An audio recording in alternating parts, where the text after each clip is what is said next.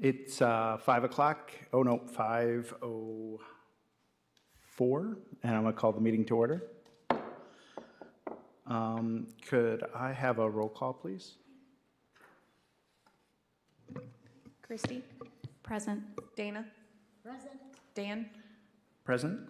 Eric? Present. James? Present. Do we have anyone that wants to make a motion to approve the absences? I make a motion to approve the absence of Andrew Grayson. Let's do a voice vote on that. All in favor say aye. Aye. All opposed? Okay, so that is approved. Could I get a motion to adopt the formal agenda, please? I'll move to adopt the formal agenda. I'll second that. All right, all in favor say aye. Aye. And then could I get a motion to approve the minutes from the last meeting, please? Or the meetings of this? Yeah, from the last one, yeah. I'll move to approve the minutes of the meeting of August 15th. I'll second that motion. All right, all in favor, aye? Aye. None opposed? Okay, do we have any public comments tonight? Or no public comments? Any guests that need to be introduced? Want to say anything? All right. Then, Luis, would you read read that for us? Yep. Chapter 16, Section 22 of the City of Kalamazoo Code of Ordinance states that historical preservation is a public purpose and is hereby charged with the following responsibilities. A, the Kalamazoo Historic District Commission is empowered to regulate work on the exterior of historic resources and non-historic resources in historic districts in the City of Kalamazoo, and shall otherwise have all powers invested in historic district commissions pursuant to the Local Historic Districts Act, MCLA 399-201, and 1970 PA 169 as amended 1992. B, to regulate work on resources which, by city ordinance, are historic or non-historic resources located within local historic districts, including but not limited to the moving of any structure into or out of the building, of any structure in an historic district. The following documents are available in the Community Planning and Economic Development Department located at 245 North Rose Street. These documents will help assist property owners in understanding the responsibilities of owning property in a local historic district. MCLA 399-201, 1970 PA 169 is amended 1992, which is the Michigan Local Historic District Act, the Code of Ordinances of the City of Kalamazoo, Chapter 16, Historic Districts, the Secretary of the Interior Standards for Rehabilitation and Guidelines for Rehabilitating Historic Buildings, Standards and Guidelines for the Kalamazoo Historic Districts, and map of Kalamazoo Local Historic Districts. These documents and maps are also available on the City of Kalamazoo website at www.kalamazoocity.org/historic preservation.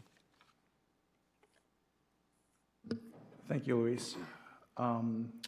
So I guess moving to the first application, do you want to do 837 Davis? Make sure that the podium. Yeah, if we can scroll down to it.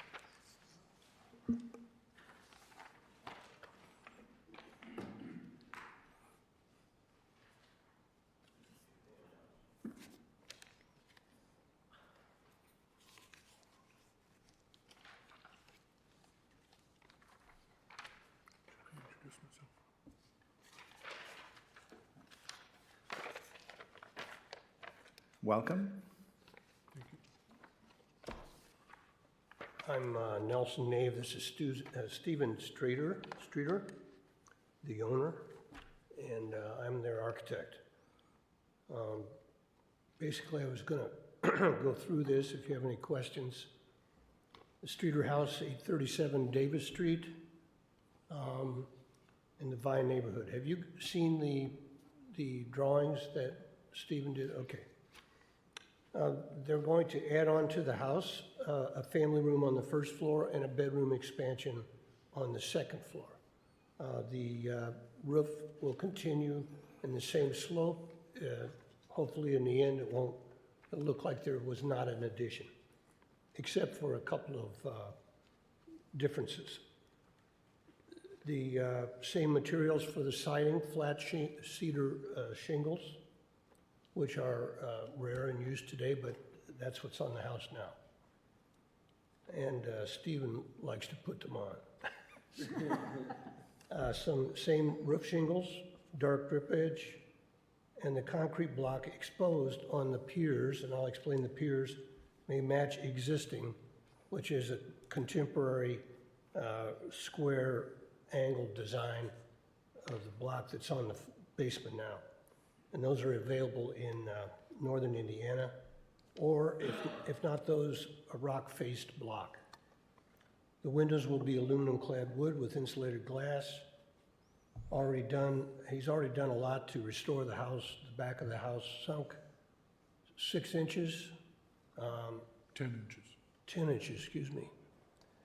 The owners had the house raised over the foundation, and the shingles have already covered up that wood that was added. It was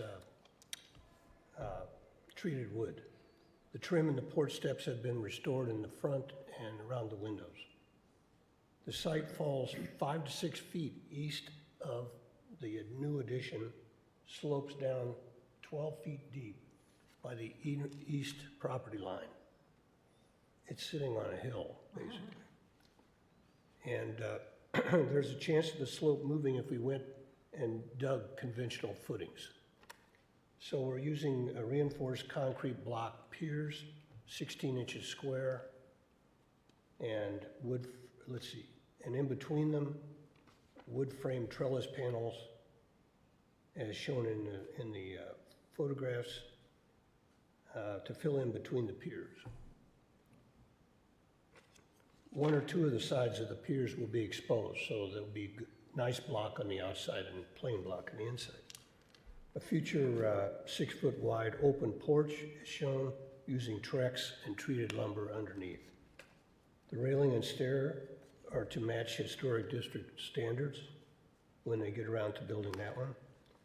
Oil stain is to be used on the siding, which is an opaque white, and oil stain is used on the porch. The owners intend to live in the small house. It's now about 900 square feet. Questions? Great presentation. Yeah, very thorough. Thanks. That's it. Okay, I'll start. The proposal for the addition reminds me very much of the addition that was built on the house that I live in right now. In terms of identifying, you can look at our house and see, as you could look at this and see, oh, that's an addition, but it's and it's not just tasteful, that's not the right word, but it's consistent with the current architecture.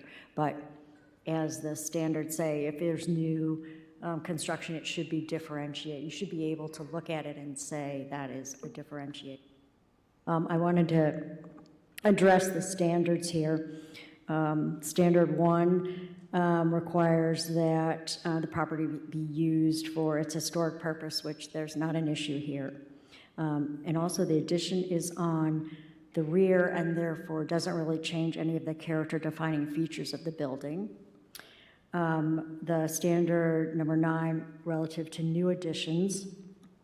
Again, as proposed, the addition does not destroy historic materials that characterize property, and I think I read in here that you're going to even reuse one of the windows that you've taken. So, I mean, I know that in our last meeting, there was a proposal to take down some brick and reuse it. So I applaud you on that for reusing that. The addition in the rear is smaller, so that's another way of differentiating it. And the standard number 10 says that new additions and adjacent or related new construction should be undertaken in a manner that if for some reason somebody wanted to restore the building back to its original, you could take the addition down and restore it to what it originally was built as. And I think it's clear from the drawings and the descriptions that that would be a possibility if somebody wanted to do that. So that's, I think that this does comply with the federal standards 1, 9, and 10. I would pretty much agree with what you said there. I'd also want to note too, on the back, there's kind of a hokey roof line right now, so when this addition goes in, that's going to clean that all up. It's going to look a whole lot nicer. So I would like to move that we accept the bid as proposed, as it substantially meets our standards, historic standards number 1, 9, and 10. Does anyone want to second that or have more comments? I'll second the motion. Could we get a roll call? Oh, I'm sorry, unless do you have a comment? Okay, could we get a roll call vote on that, please? Christie? Yes. Dana? Yes. Dan? Yes. Eric? Yes. James? Yes. Well, yeah, that looks like that passed. Thank you so much.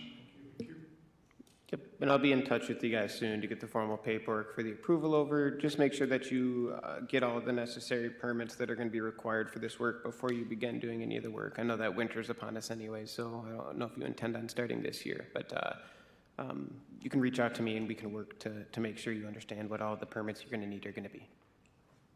Awesome, thank you. All right, we're moving on to 161 East Michigan.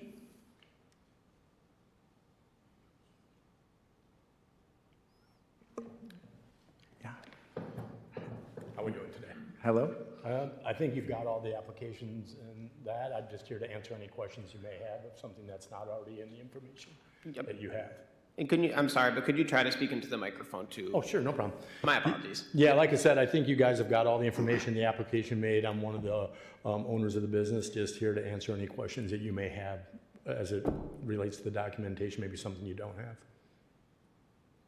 Great.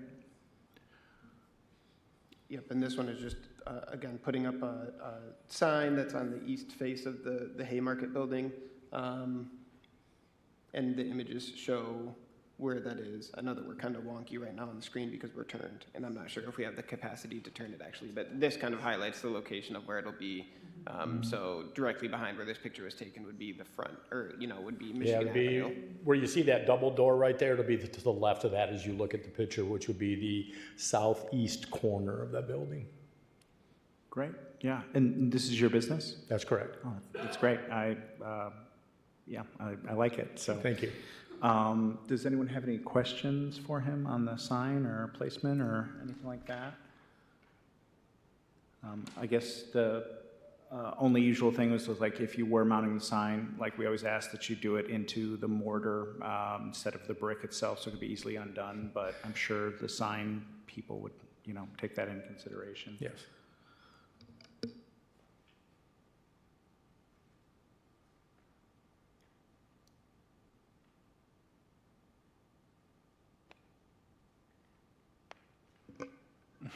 I have no questions, so I'll make a motion to approve the certificate for the work as described in the application as it meets standards 1, 9, and 10.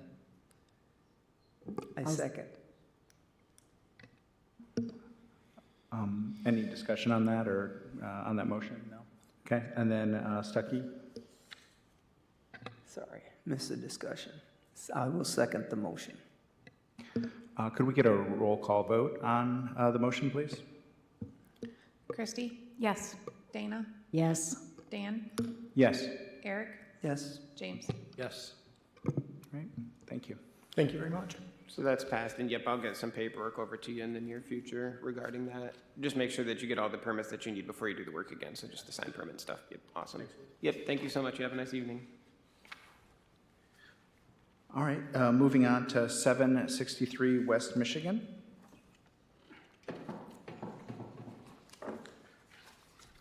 Good afternoon. Pete Kalamazoo.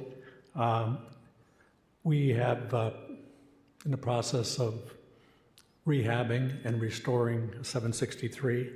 In our historic application, which we processed pretty quickly for this meeting, we introduced two components on the exterior of the building that would be some things that we wanted to do immediately. One was door replacement, and the other one was as-needed window replacement. But our focus, due to condition, was the north side of the building, which faces Stadium Drive.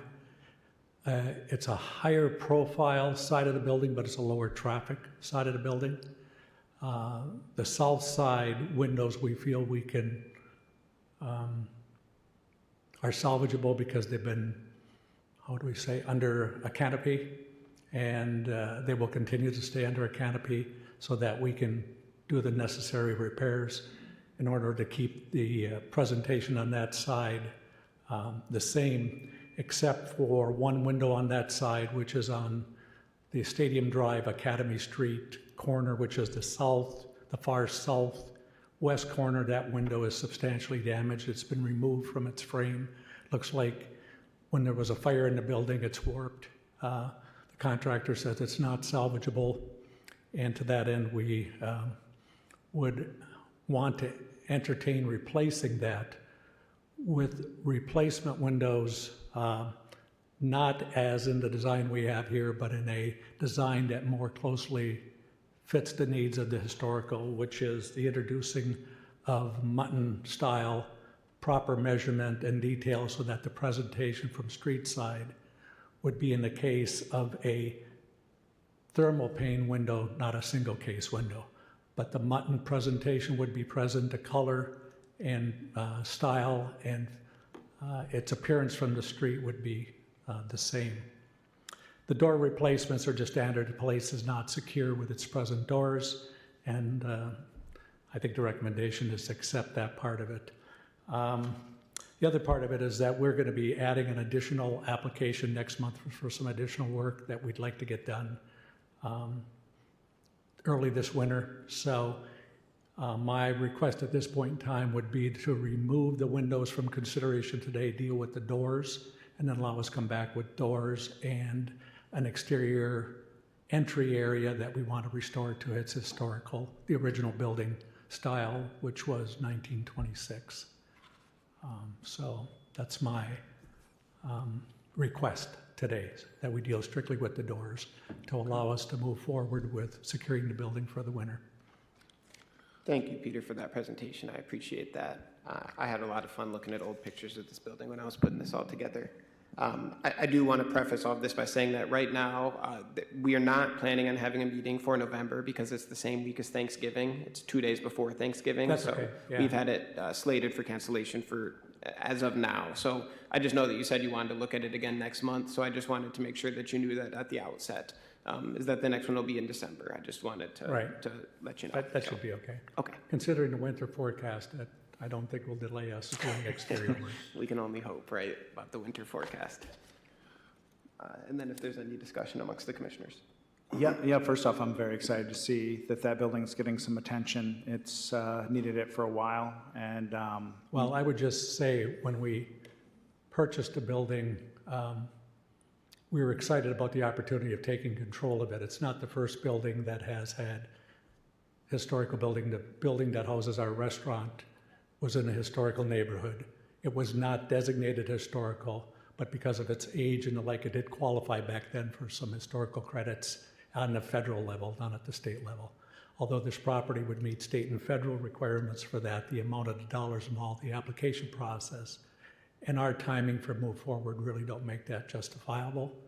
And that's all we're doing is, how would we say, squeezing contractors in order to keep us within our budgets. We were just amazed by pre-COVID pricing and post-COVID pricing as it ends up what we're dealing with. So it's been a little bit slower process, but I will say that we're excited about what we feel will be the outcome over the next 3 years in the process of transforming initially the interior and then dealing with the exterior repairs that are, for the most part, shoddy and failed for the most part. It's worn out. It's a worn-out building, great location, high visibility, but it isn't going to all come together in a year's time. Right. Right. Well, yeah, thank you. Does anyone have any comments on the door? Do you have a mock-up picture of the doors that you're going to use to replace? They're in the presentation. So the doors that are presented there are the doors. So they are they're the entire frame. In this case, the frames that are there, most of them are wood framed, and we're replacing with a total med secure door type of setting. So the presentation does show the doors. And the only thing that it might not, so they're going to be full glass. Some of them are going to be full glass doors, as in a traditional commercial. Others, because of their location, are going to have very low profile window views, because they're going to be in walkways that are not as well lit, or in low visibility areas. Even though we're adding lights, they're going to be low visible, because there's two doors that are off the east side of the building that are down an alleyway between the apartment and the building. So we're concerned about casual or easy entry. So we're going to be using secure window glass in those areas in order to secure the building for our users that are coming in. Those will have the muttons like you mentioned, not like what I'm seeing here? Those doors don't have the buttons. They'll just be solid. They'll be glass. standard doors. When I'm going back, and we happen to have the old Life magazine, I guess the public library is full of information on this, including the plans.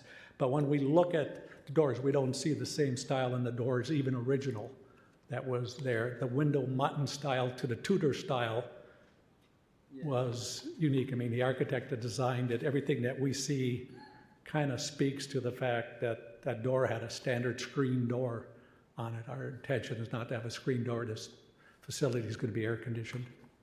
Right.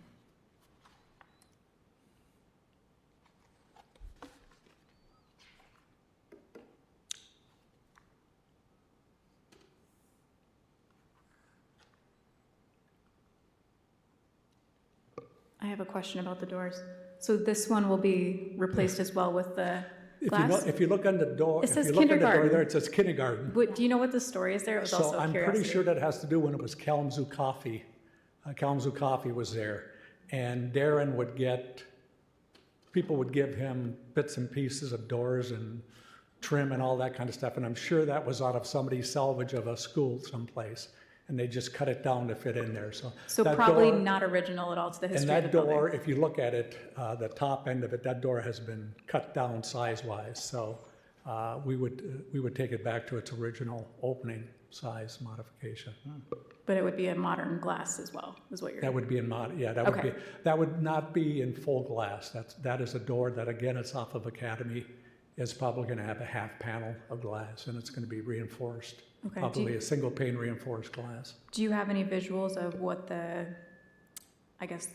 lower visibility doors would look like? How small would the opening be? Just curious.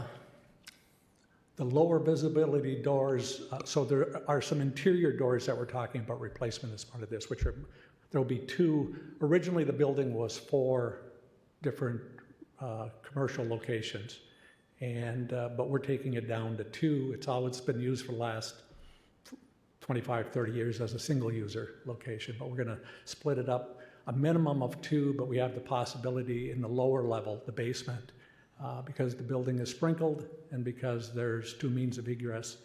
We are talking with artisan people, artists, for a possible incubator or space down there for small business there.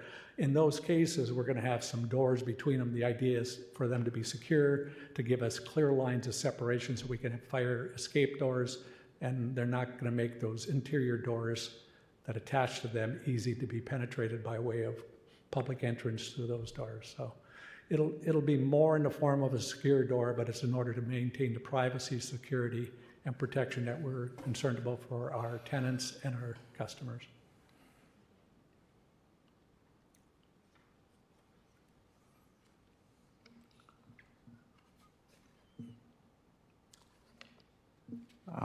If there's no other comments, does anyone want to make a motion? Or if you have more comments? if a motion is to be made, as Peter said, he only wished for the doors to be considered, so please be explicit with that in the motion when making it.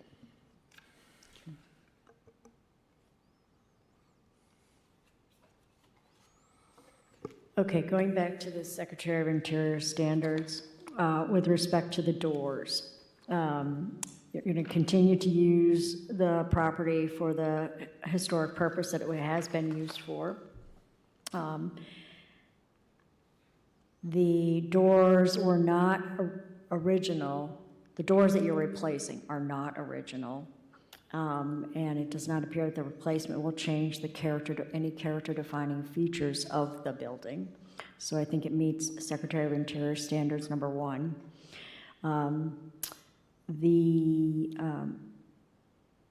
Since just because the doors are not original, I guess that does not create a problem.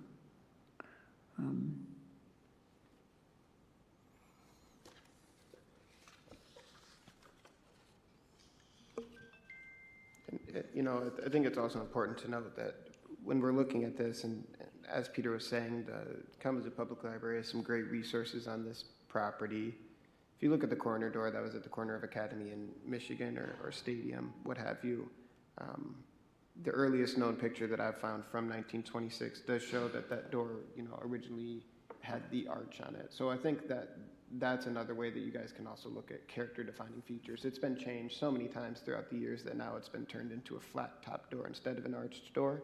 And also then looking at, I think that Secretary of the Interior standard number 4, I believe, which is one that I neglected to include here, of course, but saying that things that they gain significance over time. I guess I don't know if the doors have gained significance, but it also shows that this building has now existed longer, probably as with rectangular doors, than it has with rounded top doors. So I think that that was another thing that kind of went through my head as writing the packets as well, and just some more food for thought. Well, and the door that we're looking at right now, I don't know how to describe that, but the one on the end, the door on the end, it looks like that whole facade has been changed. Yeah. I mean, to put a rounded top door there doesn't make any sense given the rest of the changes that have been made to that facade right there. So our plan there is primarily to go back to the original, and from a standpoint of the presentation, to tie it back into the rest of the exterior of the building, which that would be new. The rest of the Tudor style, if you will, is pretty much shot. And so that would be part of our facade work over the next 3 years is to re-tie that in, and then heavy tuck pointing and matching mortar. We had a conversation on that matching mortar in order to give the building a new look, if you will, on the exterior. But that, again, will be a 3-year process of bringing that back. The key is to secure the building, finish the interior, get it occupied, and cut down on the casual vandalism that's taking place there, and redefine it in the neighborhood. And so our plan and vision there is to have it be something that meets the need of the neighborhood, rather than as a historical building that's been abused. I think the work that you're going to be doing on it is really going to preserve this building for future generations, and I really applaud you on that, because I have seen it the last, I don't know how many years, just stand vacant and get worse and worse, and definitely you are going to be doing a preservation job, so thank you. Thank you.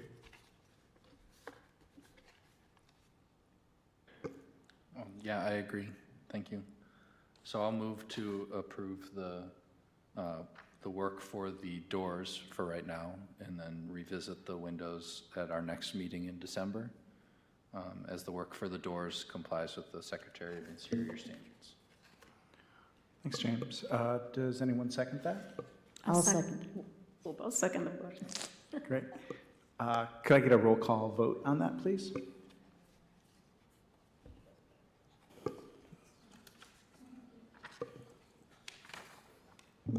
Christie? Yes. Dana, Yes. Dan, Yes. Eric, Yes. James. Yes. Awesome. Thank So you. that is, yep, carried, and I'll get in touch with you, Peter, in this week to discuss the rest in the next steps. Thank you so much. Yep. Okay, moving along to 930 West Kalamazoo.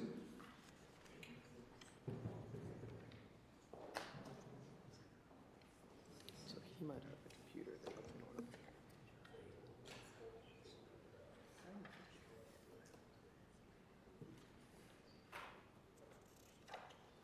Good evening.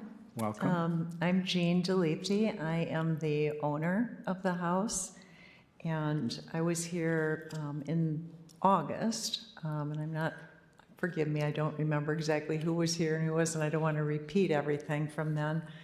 But I have with me tonight Travis Wilson, who is the design manager at Blackberry Systems, which is a siding and construction company. And just a quick review of what we did in August is I presented an overview, and I believe you have a written summary of the history of what's happened at my house. Just in a nutshell, I bought the house 30 years ago. It had been painted. The summer that before I bought it in November. Excuse me. And within 2 years of me moving in, the house started to peel and paint fall off. So I put out a request to a variety of paint companies. At that time, my preferred paint company was Van Tynen, but Mr. Van Tynen, who was still there at the time, I said, well, you know, I want it smooth. I want it done really, really well. And he said, yeah, you probably should hire an individual to do that because we just, you know, we don't burn paint and we don't do sanding and, you know, those kinds of things. So I put out a search for an individual, which I did find, and he spent about 4 months prepping the house, scraping, sanding, spackling in the areas that needed it, painted it, and the next year we started noticing cracks in that, and by the second year it had started to peel as well. So at that point I wasn't sure what to do, but meanwhile, I think it was the following year, we purchased the house next door, and it needed to be painted at 926 Kalamazoo, and we hired signature painters, Richard Modris and his crew, and they were over there painting. And he glanced over at my house and said, geez, Jean, you know, while we're here with all our ladders, you want me to paint your house too? And I said, you know, I just had it done 2 years ago. So, but we agreed to do that, and he did. They did move their ladders over, painted the house, prepped it, painted it again, and the next year, the paint was falling off again. So at that point, not knowing what to do, we didn't do anything, basically. And I focused instead on gardening and restoring the inside of the house and tried not to look at the outside. So I'm at a point now where the house is sat. My hope was whatever's making the paint not stick, maybe it'll magically fall off. But that hasn't been the case. I finally hired a painter last year, came in and did some scraping, and they started to put primer on when I was actually working in Colorado at the time. When I came back, they had just started with the primer, and the scraping was not adequate, so I said, you know, this is not acceptable, and he walked off the job.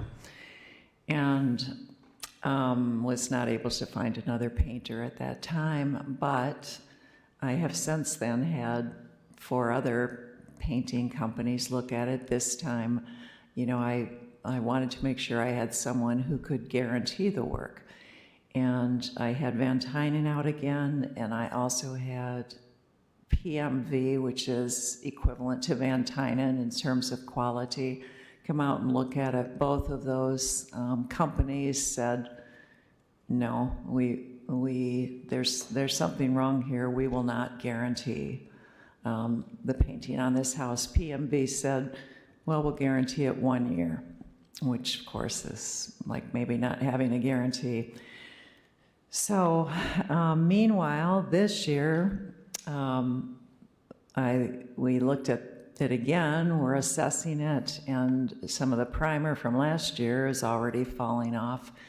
So I can't remember which of the paint companies suggest, I think PMV said, you know, I wonder if you should be considering siding, which was something, of course, I'd never considered because we don't do that in the historic district.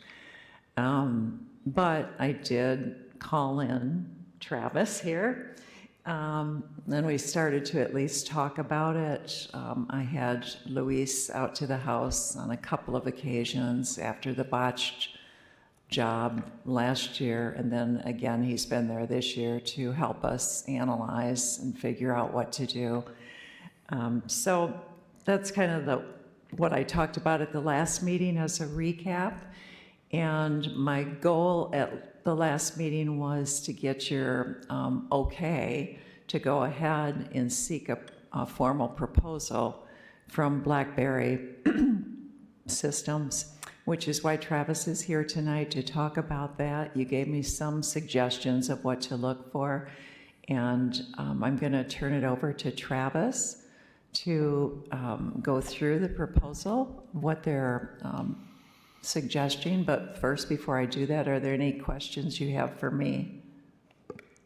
I have a question. So at the last meeting, I had asked to see some discussion or presentation about siding it with something other than vinyl siding. Yes. I don't see any response to Travis that. is going to present All right. that. Okay. Yes, thank you for asking. Thank you. Okay, I'm going to turn it over to you, Travis. Perfect, sounds good. Thanks, Jean. Thank you, everybody. Am I able to plug my laptop in so that I can show you guys photos? Yeah, if you have an HDMI cord, is there an HDMI sticking out up there? There is. Yes. Okay. Oh. This is our first time, so we'll see what we can conjure up. And I do not have an HDMI cable. Oh, no. Do you have an HDMI port? I do not know. This is a Surface Pro.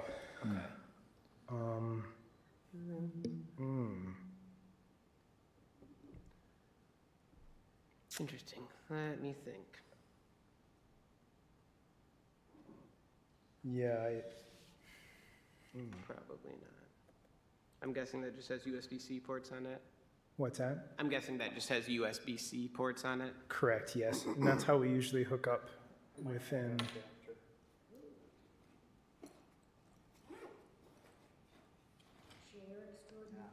No, I took it out, but my wife just gave a presentation.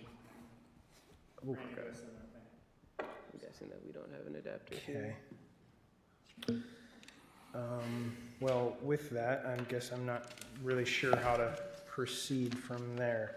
I've got everything as far as photos, documentation, as far as what we would like to go back with.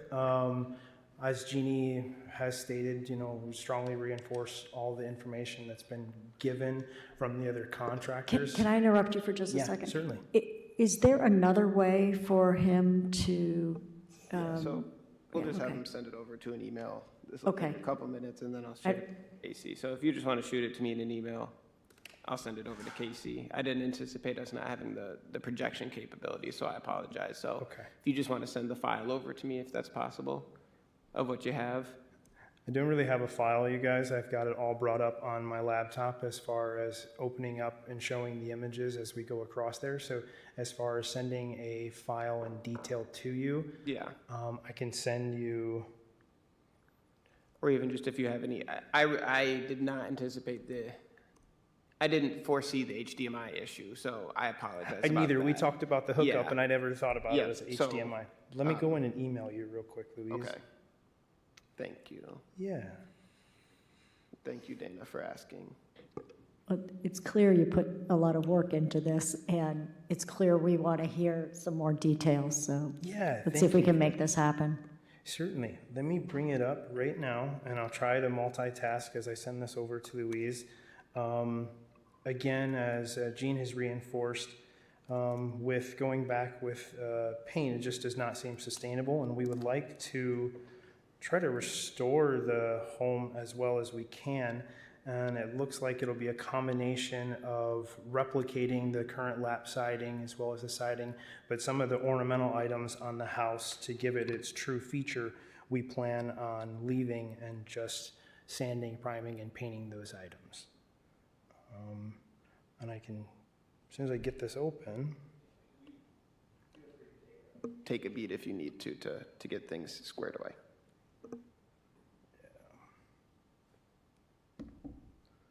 Let's see here, guys.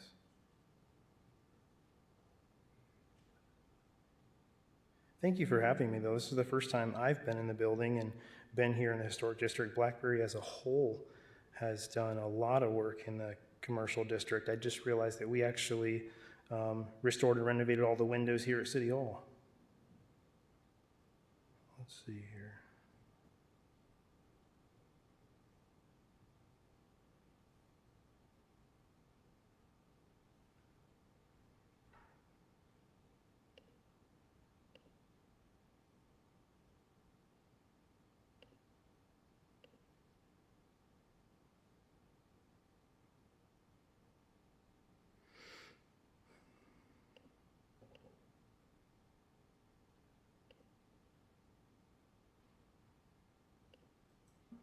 Luis, is it possible to have in the future maybe a couple adapters? Is that something we can request from the city?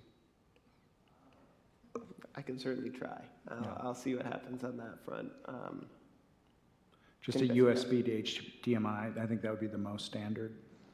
Yeah, so I'm sure that this is just like a HDMI one. Then we could also just have a USB-C, USB-C. I think that those would be the two most standard ones that people would use. The hesitation that they might have is that those other two, I'm not certain, but I'm just speaking. I know that the other two, I think, can transfer data and HDMI can't, so that might have been the hesitation. Okay.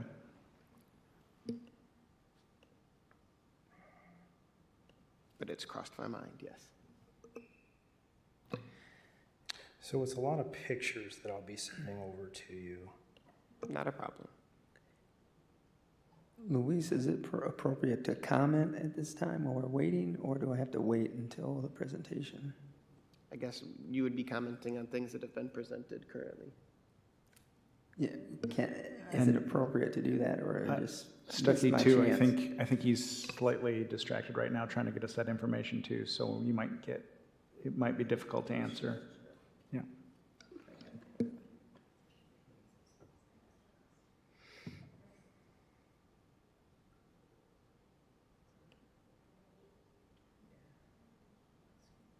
And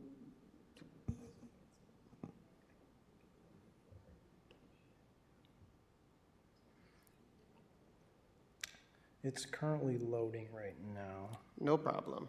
This was an unforeseen technical glitch, so Thank you for your patience. yeah, not a problem. Just point of order, can we take a recess? Can we? But just please make sure that all of our comments are only directed at the public, so we're not talking without Right, microphones. right. And take like a, I moved that we take a brief recess. Yeah, someone second that motion? I'll second that. All right, how about a 10-minute recess? All in favor, say aye. Aye. Aye. All right. See you in at 5:54.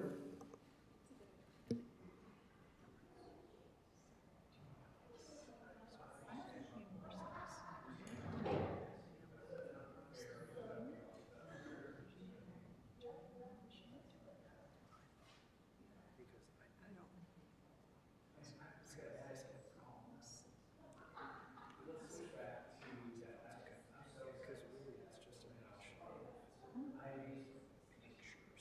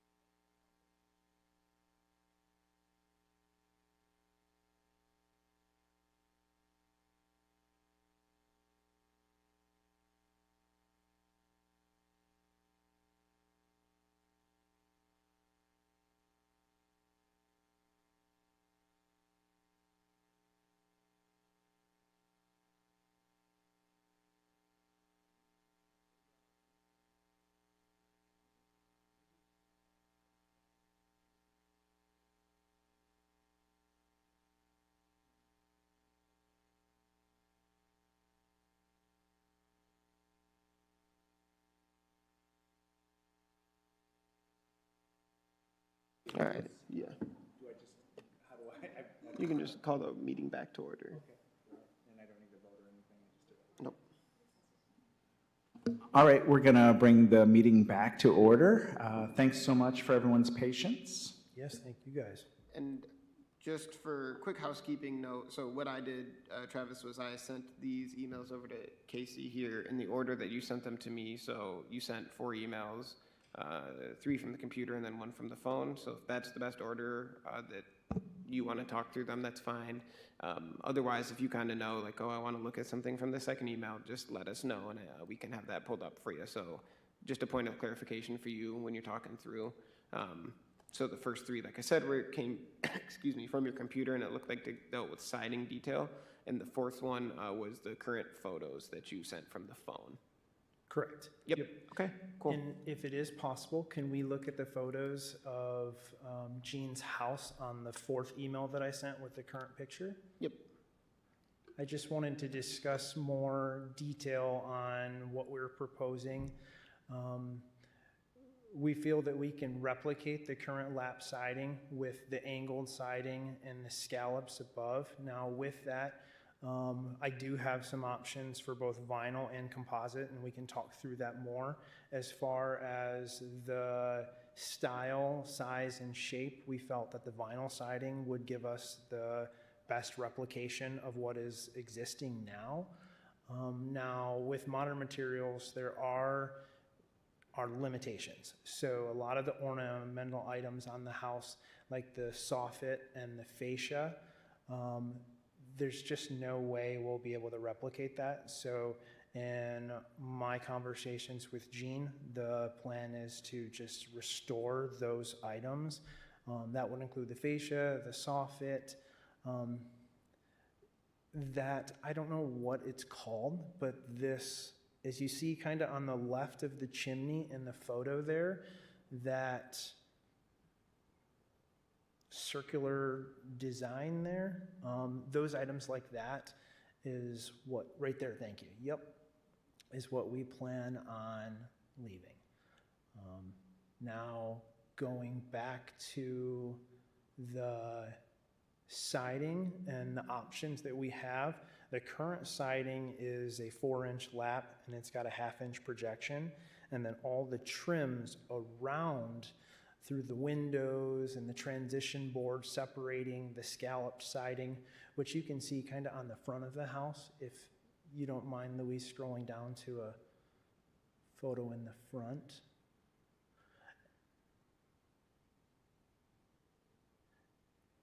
There we are.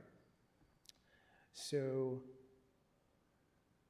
those transition boards there, those project out 1 inch, separating those scallops right above that curved, right below that curved vent, as well as you see in the other gable, we have the angled siding and the scallops there. Also wanted to make note that the front porch, that whole area would be preserved, not anything we would do as far as siding it or replicating it with any modern day materials. So the plan would be to talk to you all about options. We have options for a 4-inch vinyl siding that has the 1/2-inch projection, just the same as what is currently on the house. And then with all the trims to remain that projection throughout, since we would be looking at an overlay. And I have some photos of that, Louise, if you wouldn't mind showing. That would be on that first email that I sent you. Perfect, thank you so much. And so with installing the new modern material, we would overlay throughout the wood siding currently on the house and put the insulated fan fold, which has a moisture barrier there. And then as you see in this third image all the way to the edge there, we would build out around all of the exterior trims so that it offers that projection that's currently on the house. Now with traditional vinyl siding, you usually see a J-channel kind of closing off that vinyl siding, which is seen most often in new construction.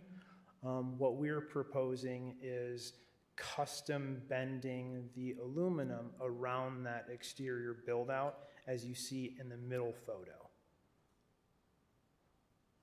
It replicates more of a wood siding appearance. And if you scroll down on those photos, you can see some more photos that show that description. As far as the siding, I know I've been kind of jumping around with all of the options and designs. With that, we have the 4-inch lap siding with a 1/2-inch projection, and then we also have a premium siding, which is a little bit different than the current profile of the house. It's a 4.5-inch lap siding. With that, it has a 3.25 projection on it. Now, there are some advantages to that premium siding.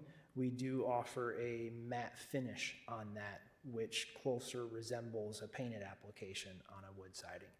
I'll show you this composite siding here. This is the composite siding. I brought it to explain and address. Now, we didn't talk much about this only because this is a 7-inch lap, so it's very different from what's currently on the house. So our professional recommendation would be to go with the vinyl. If you'd like, I have samples that I can bring you and show you all. That material's not available in the 4-inch? It is not. No. Nope. And then I did have one other question. If you were to side over the cedar, but leave some of the more difficult architectural details alone, how do you address, like, basically the shelf that would be built, like, between you have a plane, but you brought out part of the plane out, 2 or 3 inches? Like, how do you address that? What does that look like? Yeah, that would be, we would go around those items. So I assume you're talking more along the lines of those ornamental items as well as like the soffit. So when we go up, they're attached to the wood siding currently. So with that, we would run a channel around that so that it would still remain attached on how it is currently. And so those soffits would be recessed, I guess you could say, slightly. The only other option would be to take them off, cut them down to size, and then reinstall them on that.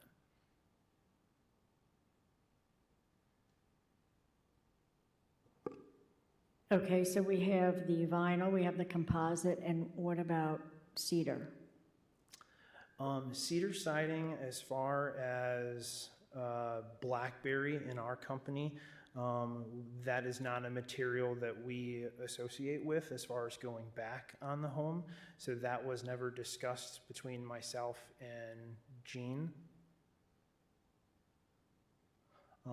That would be a substantial amount of cost to go that route. Not only would we have the painting, but then the removal of the siding and the abatement of all of the lead that has been painted on the house over the years. So as far as us, with most applications of new siding with current wood siding, it's usually an overlay.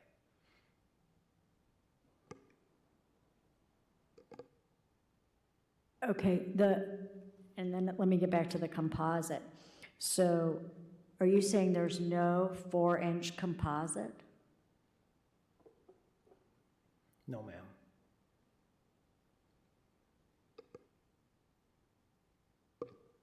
I had a question about, I guess, the ornamentation, specifically like the scallops and things like that. I'm just reading through the notes in here. Just please help me understand. Yeah. As you were speaking, it sounded like those were just going to be refinished. Is that correct? We would leave the current wood, like scalloping at the top, would just be refinished? But then there's a note in here that says those would be replaced with vinyl shakes or vinyl scallops. Can you speak more to that, please? Yeah, great question. Thanks. So with that, we would look at overlaying and replacing that. If we're looking at replacing the vinyl siding with leaving those scallops and angled siding up there, it would look recessed because we're building out over the other layers. So it was proposed to replace those with a vinyl material. Just my professional recommendation, but something that I'm sure Gene is open to if that was the case, because that brings up another point. Louise pointed out when I met him at the house, the current scallops on the house, they aren't, I would say, true scallops in a rounded design. As you see here, the tips are cut off on a straighter edge. So there would be some slight differences between the newer materials offered, that or a cedar shake. Dan, was that kind of what you were asking earlier about the depth as well? Yeah, I think you Okay. described it well, with just, it would be recessed in, those details would be recessed in because you've built out on the other planes. I'm still not seeing how these details are gonna shake out. I mean, if you're keeping existing and you're building up to it, you're gonna have shadow lines, you're gonna have reveals. I understand on the windows, when you pack out the windows, or that little belly band between the gable and the wall. But where the little fan-shaped gusset is and these other details, how is that, you're gonna lose some of that detail and you're gonna have shadow lines. It's not gonna look right. How are you gonna, I still don't understand how you're gonna hide that or blend that in to make it look professional. Yes, can you speak, Eric, to a specific area on the house that you're talking to? Go to the, if you can, Luis, to the part where there's that gusset on the up second story porch that has that fan shape. It's on the left-hand side of the building. Right there, there it was. Yeah, well, you can see it there, left of the chimney. Yeah, so when you're dealing with these, okay, so I can see you can come up, you're gonna lose some of your reveal on your post, you're gonna pack that post out. Correct.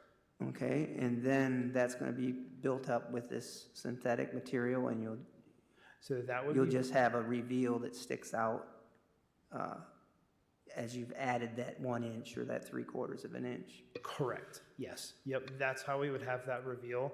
And so we would put a 1x over top of those corners, over top of those trims, so that we keep that same projection Right. that is current.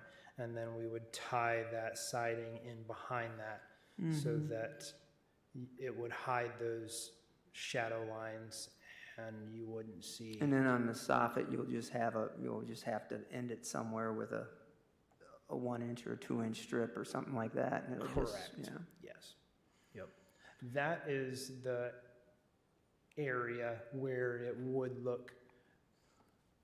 The rest of the home will tie in very well with the built out and the transitions with the corners, and then custom wrapping with aluminum around the trim to tie in the siding so that you have that reveal that is needed, but also give you a clean, crisp edge like you see with the current wood house. But the soffit and the fascia, those ornamental items just on the top, we would have to go around them. Would that include the detail on the roof line all the way to the left there? It looks like, I don't know if those are 2x4s or 1x2s, The there's rafters. the rafters that Rafter come out, tails, yeah. Would those be covered up as well? Say that again, can you? Like if you look at the peak of the roof, right? Yeah, right there, and you see those are details of the boards coming out, the rafter line. Would those be covered, or how would you propose dealing with those? Those would be left as is, and those would be painted and restored. Okay. And then I had a question for Luis. I don't know, it looks like there has been a long history of paint issues here. Do you have any insight in like what's been tried or recommendations or anything on how to look at it? It gets tricky to me to know what's been tried when anecdotal things are provided, obviously. So I cannot speak with certainty to definitively what's been done, except for what's been done by Jean and that she's provided me. Previous things that are anecdotal are just that, and that's how provided in the cases. Speaking to the things that Dana brought up regarding vinyl versus composite, one thing that I hear often as an important consideration when looking at the two different materials is that vinyl bends around imperfections much better than composite, like cementitious board does. So that is one thing that I guess I would keep in mind as well, that if there are some bows in the walls, obviously vinyl goes around it, and the composite does not have that capability to bend as well. Just want to put it out there because I know that that was one of the comments that you brought up a lot. When we're looking at the house and talking about it, I think it is also important for us to have a shared vocabulary that we can look at and use, correct? So it sounds to me, in the conversations that I've had with Travis, that the materials are going to go, the proposed synthetic materials will run up the gable, up the faces of these, the house all the way. The gable, technically the tympanum, but the gable being the triangle area where it comes up to the ridge, right? The peak of the roof. On the vertical faces is where we'll have synthetic materials. So only on those vertical faces. For the sake of discussion right now, just so we can have the shared vocabulary.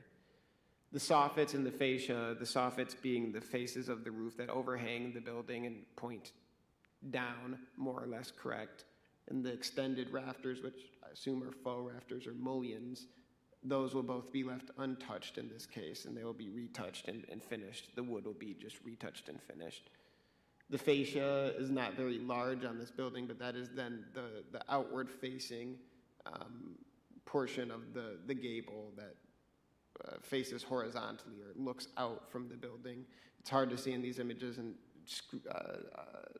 zooming in on this email, I just tried it myself, it's kind of a pain, but so those are the thin bands that are perpendicular, I guess you could say, to the actual roof line. So they come up and that's where it meets, just so we all know what's being discussed here. Another thing that I wanted to point out that Travis was speaking about, just because I just want to make sure that we're all on the same page, and the recessing has been discussed a lot. If everything is built out to the same plane, then I'm not sure that so if we go all the way up the gable, right, there will not be a noticeable recessing in the gable from the two, and I think that's what Dan was speaking to of the first time. If we don't build out the gables, then that's going to be recessed noticeably, maybe not even noticeably, but it will be recessed then from the rest. If we run siding all the way up as they're proposing in our theoretical scenario, that means that nothing would be technically recessed, right? It would be all at the same plane. And I also want to speak to what Travis was speaking about some of this wrapping, and that is with building out the windows to the same amount that we build out the siding. What Travis was talking about was wrapping things and not using the J channel, so it more closely mimics the use of wood. So by the wrapping, the siding would come up. If you look at a wooden house, the siding comes up to the side of a window, but it doesn't stick out proud of that window. The reveal is behind the window still, generally, and that could be then replicated in essence here as well, correct? Correct. Okay, so I just wanted to clear all that up. I hope that it answered your question adequately as well. We're talking about this gable. There's a horizontal board, I call it a belly band. I don't know if that's technically correct. Where's our architect, Andrew? That's what we call it. But the fish scale that's on the gable is in the same plane as the siding currently, correct? And what's sticking out is that belly band. Am I correct on that? It's not the gable being 3 inches proud of the siding. Okay, so that feature you're gonna have to build out as well to keep that. Correct, yes. And then how do you mimic the detail on that? Because you're not just gonna put a flat board there. No, we would build it out just the same. So I don't have the exact measurements there, but the same profile because it is a stepped belly band.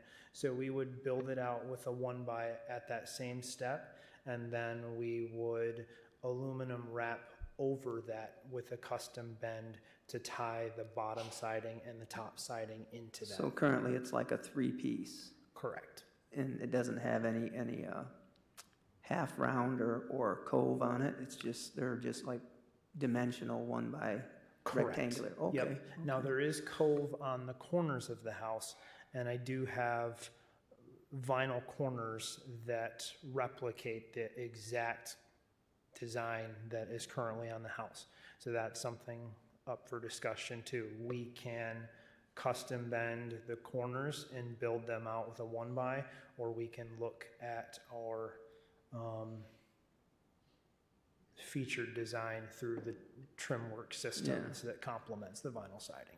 Well, I have a whole laundry list of questions, and I probably should limit it, but I will say if you are going to put siding over siding, this is the only responsible way to do it. What you're talking about is packing it out. Otherwise, it's what we call remodeling.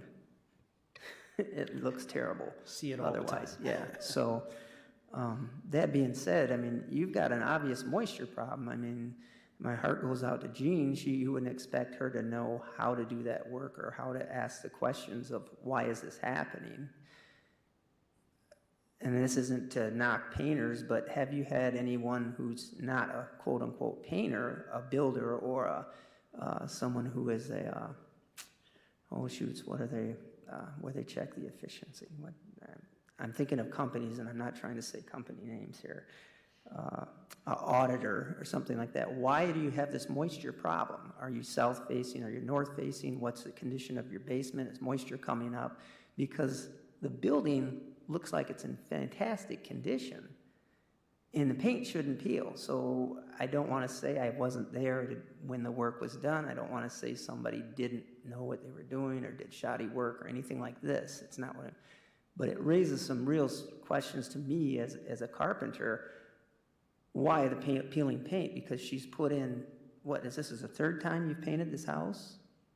The owner before me painted it once, and I painted it twice. And so the lead paint shouldn't be an issue at this point because it's been scraped like crazy. I mean, but there's a moisture issue. Why is the paint peeling? That's what I keep coming back to. Solve that problem. I had a similar thought, just personal experience. My home, we stripped and sanded, heat stripped, chemical stripped, everything, all of the siding.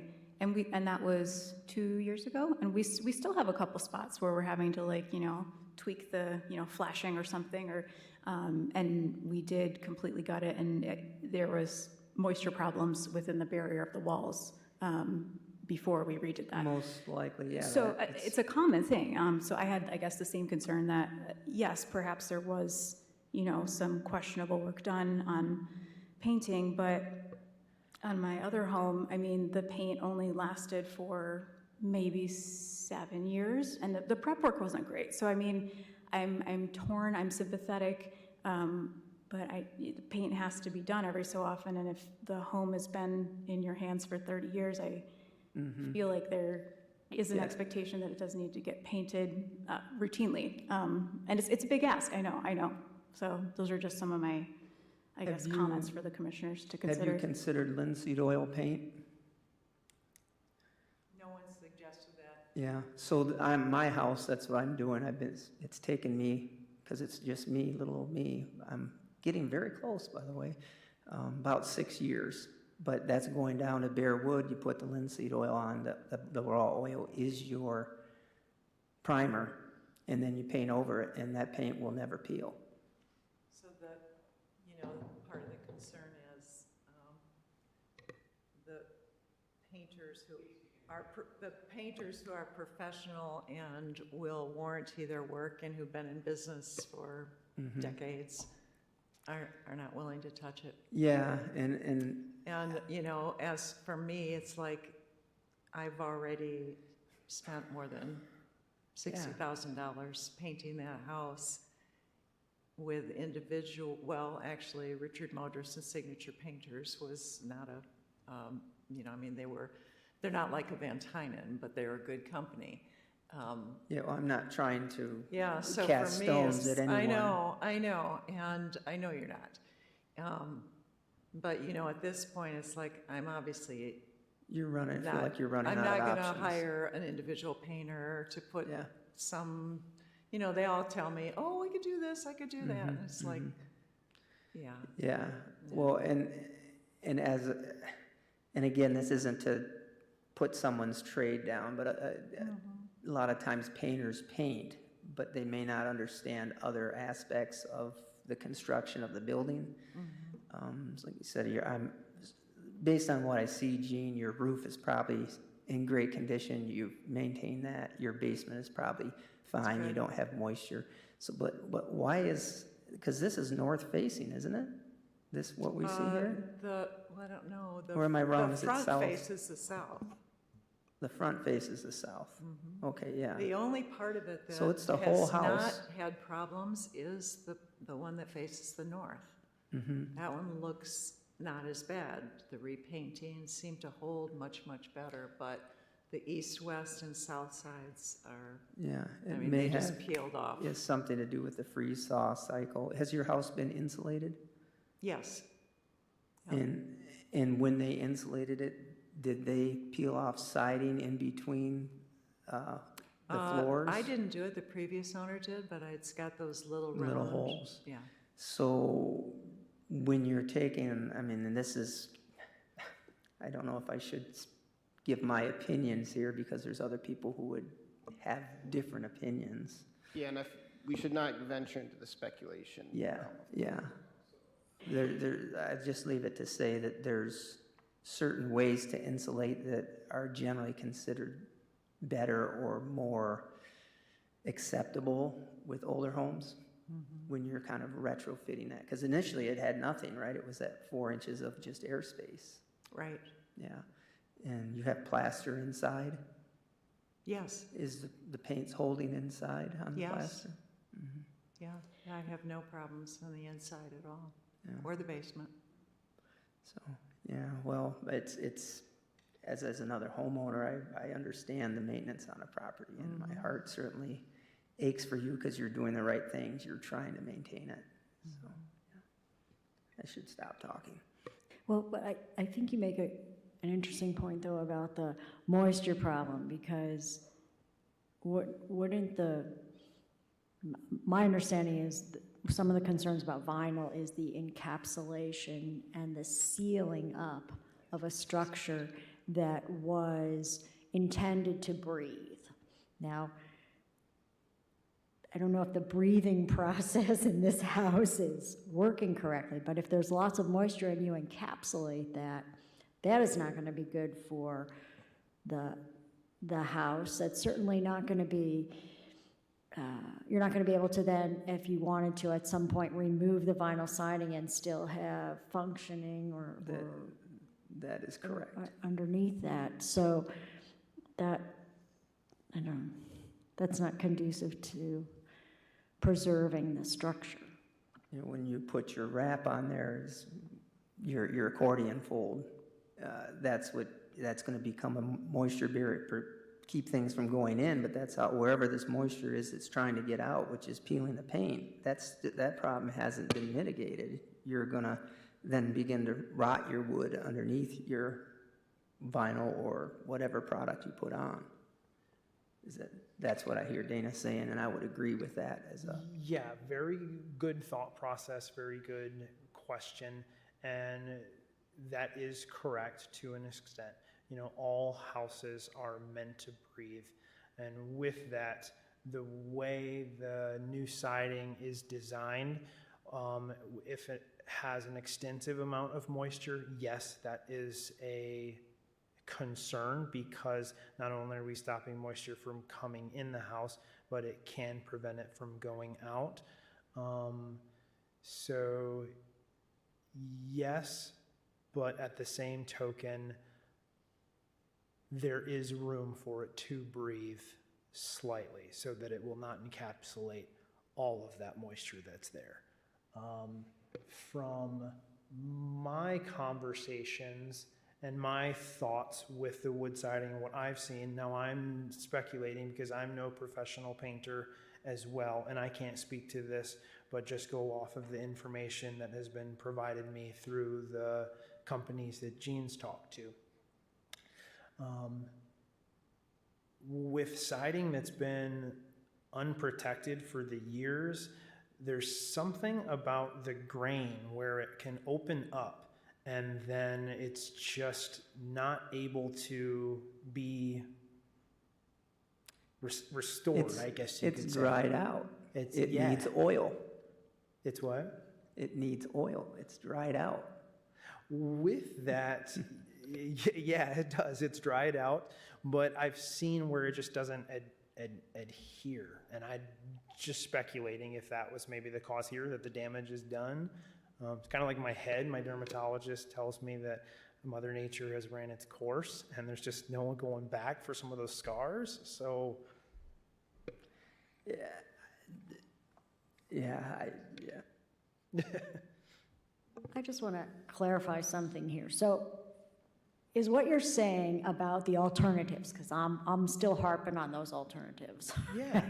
So I just want to be clear about what your position is on those alternatives. One, composite siding. There is no composite siding that is 4-inch that you found. Hardy board.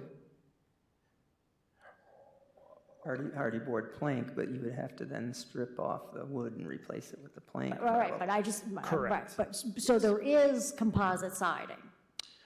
Hardy board is, I would say, I don't know if I would put it in the composite spectrum. I'm sure there is composite options out there with anything that could resemble the 4-inch sizing. So I take back the comment of stating a firm no, because I'm sure there is. Now, is it anything that we as a company feel confident with putting on?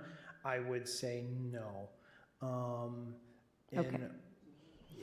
Okay, and then second, that is it, and this might not be directed to you, this might be directed to Gene. Is it your position that putting on cedar siding is just financially unbearable? Yeah, it'd be like rebuilding the house. Yeah, no, I can't do that. As it is, the vinyl siding is $70,000 project, and that's without the painting expense for all of the areas that are going to remain. So, yeah. I just want to comment. We see you are a very good homeowner, and you're trying to do, I see you've been maintaining this house really well and trying to do the best. And I think where we're torn, where I'm torn is just putting vinyl siding over a historic home, because inherently it's not going to have those features anymore, which kind of goes against what we can even allow, because we have a guideline that dictates to us what we can approve or not. And so, so that's why we're taking this in, and then I'm also trying to find a solution on that. There's another, it's not hardy, I've been trying to remember the name of it, but it is a smooth finish, like Jean mentioned she preferred. But you can get that in a 4-inch, and they come in, I think, 16-foot lengths. But I think the problem is you're asking them to take all the siding off and then repaint on top of that. So that's. I think it would be possible to. That would be to the same expense as. Well, I think it might be possible to build up your corners like you're talking and go over the top, but I think you'd still have the moisture issue is still going to exist, and it's still going to want to rot that exist. Well, and you can also get those hardy board, cement board things pre-primed, pre-painted, such that then you never have to paint again. I mean, it's not just painted, it is, I don't know how you go, extruded, but the color is that, because our neighbor did that. Yes, there is composite options and composite sheets, and we think of that as we think of like deck boards. AZEK is a common manufacturer with composite siding. With that, that would involve the removal of all of the existing siding. That would be, I would say, to the same extent as removing the current cedar siding and putting cedar siding back on it. If we think of it as price, that would be very comparable.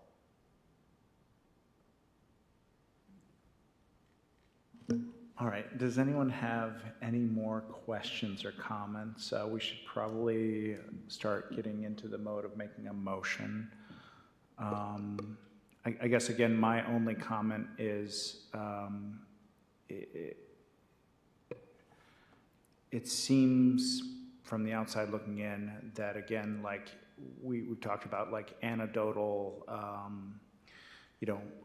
we've been told or we've seen, we've had vendors do certain things, and it's difficult for us, for any of us, and I'm sure even sitting there, like whether they did it right, because it seems like a pretty straightforward thing of putting paint on cedar and it sticking, and then why is it not? Stuckey brings up a really good point about the problems with moisture, because I've had experience too where that has made paint not stick. But where I'm sitting, it feels like there's more to explore on that before doing a drastic thing on, like, anything we've discussed. And I don't know if you're talking to the best painters in town. It sounds like I'm not familiar with those companies, but you speak highly of them. They seem to have a really good reputation. But I don't even know, like maybe doing some A/B testing on certain parts of the house with like maybe the linseed oil paint or something like that. I mean, that's where I would lean towards before, doing something irreversible and very drastic. That's where I'm sitting right now. And I think you said it, Dan, is that when you look at our guidelines, I don't see how we can approve a vinyl siding. I just don't, with the guideline, I don't see how that can be done. So I was just going to talk a little bit about the guidelines which govern our decision-making. And they are the Secretary of Interior standards for rehabilitation, and they include historic character of a property shall be retained and preserved. The removal of historic materials or alteration of features and spaces that characterize property shall be avoided. I certainly think that having the wood siding is a characteristic of this property, as it is of many of the homes in this neighborhood, in historic neighborhoods.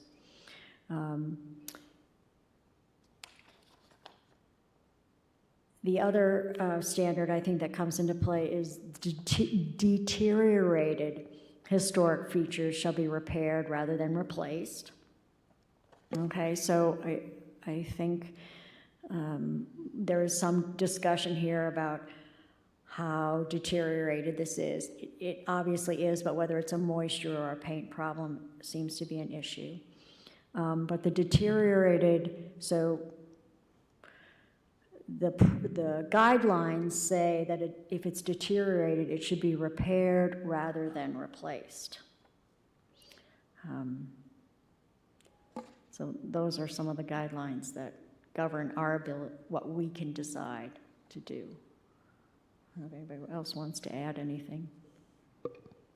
I just wanted to add, kind of echoing some of those, but I appreciate that you have the scallop sample that would be similar to what's up top as far as the ornamentation, but I am concerned that when we, say, okay, well, it doesn't have to be squared off at the bottom, that's when we're starting to eliminate those little tiny character-defining features. So I think it's important that we, as Dana said, keep our eyes on the guidelines and remember those little things too.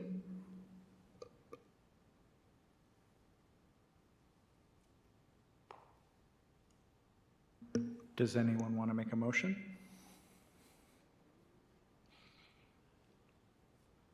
And, you know, that could be to deny it. I mean, if you're afraid, or not afraid, but don't want to make a motion to approve it.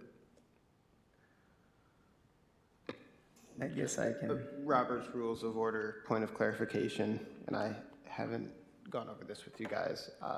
Motions should not be made in the negative ever. So the motion should still be posed as, Okay. in any condition, the motion should be proposed rather in the positive. Okay. Whether that's for, so the two options that would stand for motion making would be the approval or the postponement. Okay. If people need clarification on that, just let me know. No, that's a good point.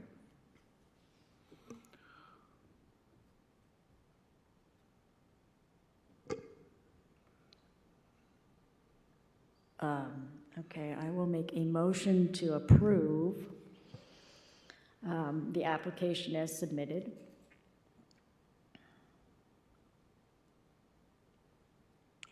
Anyone second that? I know that this is kind of a new thing, but I would also cite the Secretary of the Interior standards. You're right, I'm sorry. I would propose approving the proposal as it complies with the Secretary of Interior Standards 1, 2, 5, 6, and 9. And any discussion or comments? I don't think it complies with those standards. Well, that's up to the vote. But yeah, I guess that would be a comment, yeah. Anyone second that motion so we can vote on it? Yes, I will second the motion for a vote. Oh, thank you. Could we get a roll call vote on that, please? Christie? no. Dana? No. Dan? No. Eric? No. James? No.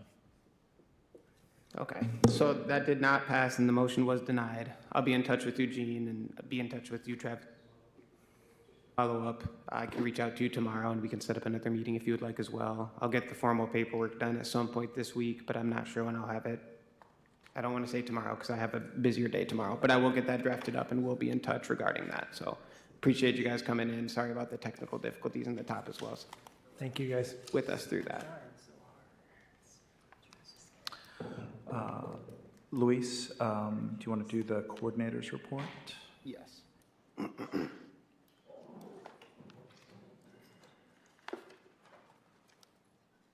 Sorry, it's still loading on my computer. So at the top of my report, I would just like to say that since we talked about a couple of properties last month, and those were publicly discussed, I also want to, I know that I sent a follow-up email, but I want to make those things publicly discussed follow-up wise as well. So I'm actually just going to pull up the email that I sent to you guys so I can kind of touch on some of those things and I can actually recall the properties. So we talked about two properties on South Park, 922 South Park and 904 South Park. After further investigation, I found that the windows at 922 South Park were mounted on the blind stop appropriately. I think the point of contention became that perhaps the screens were inappropriately, I don't even want to say inappropriately, but I don't know how to, non-traditionally placed within those storms, and I don't really know if that's all the way within my purview to say that in the way that we didn't usually see within the actual windows, but they were mounted on the blind stop. Additionally, the windows, after I had some more investigation happen in the basement, were, I wrote original in the email, but I don't know if they're necessarily original, but there hadn't been a change underneath my tenure of those windows in the basement except for one egress window. But I do appreciate folks looking into that. I sent a violation letter as well to the folks at 904 South Park to follow up with them on the porch. For full transparency, I haven't got an application from them, but it seems like the work was probably done in an acceptable manner, but they did not apply for it. Still have not heard from them. This can be the case sometimes, so I need to send my second follow-up letter. But this can be the case sometimes if the files in the system maybe don't line up correctly, like the address that they listed was something that they used when they bought the property, but they don't actually live at that property. And then if there's no email address listed, I'll just be sending a physical letter. So I will continue to reach out to them. Second violation notices for the historic district does carry a $75 fee. So the first one is free, but the second one is $75. So that will be the follow-up. And I just wanted to touch base with those two. Is that the one that's next to Fruit of the Vine, where there's that garden there? Across the street, if I recall. Okay. Yeah, there's one that I looked at over there walking the dog, and they had, sounds like just like what you're talking, like they stapled screens onto the, anyway. Yep.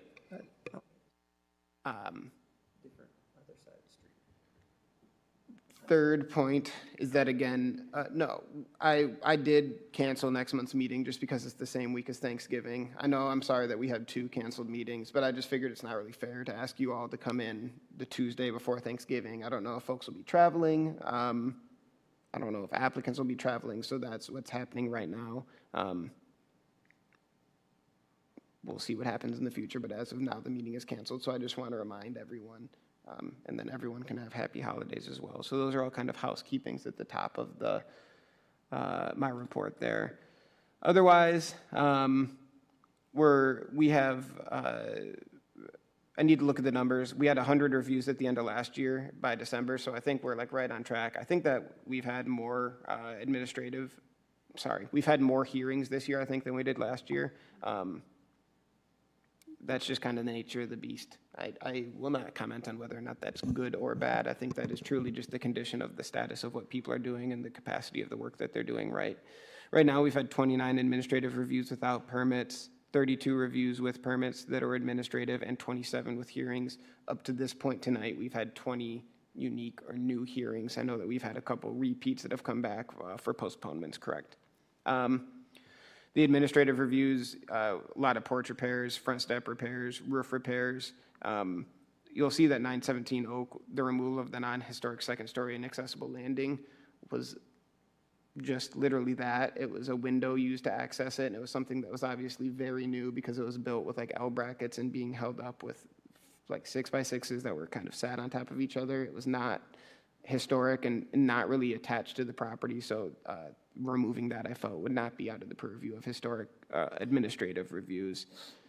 Another one that 724, the rear ADA ramp, again, I think it was going to go in place of a very non-historic semi-hexagonal porch at the rear of the property.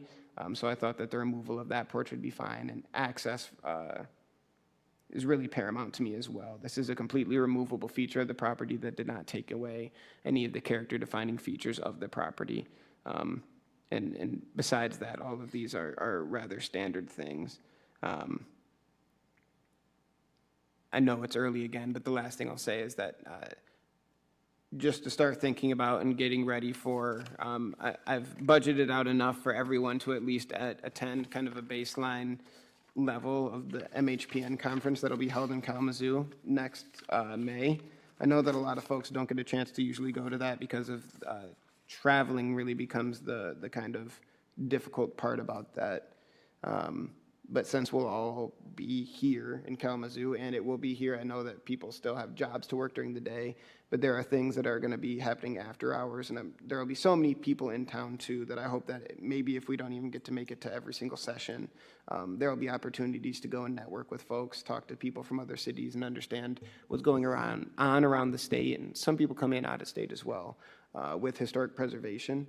I think that would be a great opportunity for you all. If you've never been to one of them before, it's a lot of folks that are interested in it. So it always opens up my eyes when I go to them to see that it's not just us. And I'm sure that there are some issues that we all deal with, perhaps even on a day-to-day basis, that we think probably are unique to the city, and they are certainly not. So just a reminder, as we get closer, I'll send out stuff. But I want to say it's the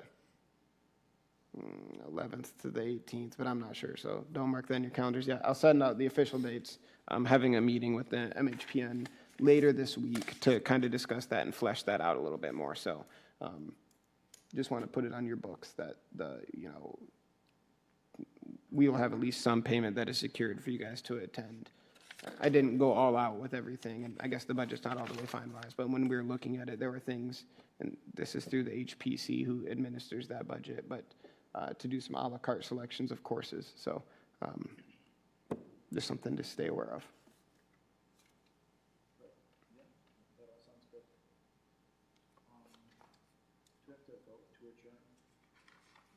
Technically, I mean, you can just say. I'll make a move, I make a motion to adjourn. I second the motion. Do a voice vote on that, all in favor? Aye.